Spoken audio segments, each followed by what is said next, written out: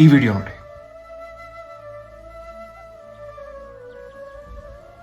ಈಗ ಈ ವಿಡಿಯೋ ನೋಡಿ.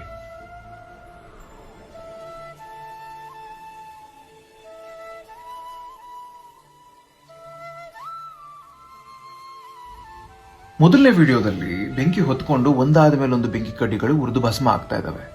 ಈ ಸಂದರ್ಭದಲ್ಲಿ ಒಂದು ಬೆಂಕಿ ಕಡ್ಡಿ ನಿರ್ಧಾರ ಮಾಡುತ್ತೆ ಹೊರಗಡೆ ಬರಬೇಕು ಅಂತ. ಆ ನಿರ್ಧಾರದಿಂದ ಅದು ತಾನು ಉಳಿಸ್ಕೊಳ್ಳೋದಲ್ಲದೆ ತನ್ನ ಪಕ್ಕ ನಿಂತಿರೋ ಎಲ್ಲಾ ಬೆಂಕಿ ಕಡ್ಡಿಗಳನ್ನ ಉಳಿಸ್ಬಿಡುತ್ತೆ.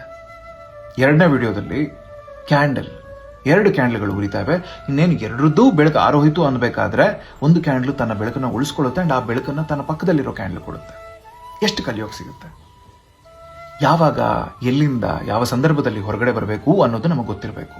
ಅಲ್ಲೆಲ್ಲ ಉರಿತಾ ಇದ್ದಾರೆ ಅಂತ ಅವ್ರ ಜೊತೆ ಸೇರಿ ನಾವು ಉರಿದು ಕಷ್ಟಪಡೋ ಅವಶ್ಯಕತೆ ಇಲ್ಲ, ಹಾಳಾಗೋ ಅವಶ್ಯಕತೆ ಇಲ್ಲ. ಆ ಸಂದರ್ಭದಿಂದ ಹೊರಗಡೆ ಬಂದಾಗ ನಮ್ಮನ್ನು ನಾವು ಕಾಪಾಡಿಕೊಳ್ಳೋದಲ್ಲದೆ ನಮ್ಮನ್ನು ನಂಬಿಕೊಂಡು ನಿಂತಿರೋ ಪಕ್ಕದಲ್ಲಿರೋರು ನಾವು ಕಾಪಾಡಬಹುದು. ಅಂಡ್ ಕೆಲವು ಸಂದರ್ಭಗಳಲ್ಲಿ ಕೆಲವು ಜಾಗದಲ್ಲಿ ನಿಂತ್ಕೊಂಡು ಉರಿಬೇಕಾಗತ್ತೆ. ಅವಾಗ ನಮ್ಮ ಬೆಳಕು ಹೆಚ್ಚಾಗ್ತಾ ಹೋಗುತ್ತೆ. ಆ ಬೆಳಕನ್ನು ನಮ್ಮ ಪಕ್ಕದಲ್ಲಿರೋರ್ಗೂ ಕೊಡಬಹುದು. ಯಾವ ಸಂದರ್ಭದಲ್ಲಿ ಎಲ್ಲಿಂದ ಹೊರಡಬೇಕು, ಯಾವ ಸಂದರ್ಭದಲ್ಲಿ ಎಲ್ಲಿ ಉಳ್ಕೋಬೇಕು ಅಂತ ನಿರ್ಧಾರ ಮಾಡೋದು ಬಹಳ ಮುಖ್ಯ ಜೀವನದಲ್ಲಿ. ನಿಮ್ಮ ಜೀವನದಲ್ಲಿ ಅಂತಹ ಘಟನೆಗಳು, ಅಂತ ಸಂದರ್ಭಗಳು ನಡೀತಾ ಇದೆಯಾ? ನಿರ್ಧಾರಗಳನ್ನ ಕರೆಕ್ಟಾಗಿ ತಗೊಳ್ತಾ ಇದ್ದೀರಾ? ಈ ಸಂದೇಶ ಪ್ರತಿಧ್ವನಿಸಿದ್ದಲ್ಲಿ ಶೇರ್ ಮಾಡಿ, ಬೇರೆಯವ್ರ ಜೊತೆನೂ ಹಂಚಿಕೊಳ್ಳಿ. ಯೋಚನೆ ಮಾಡಿ.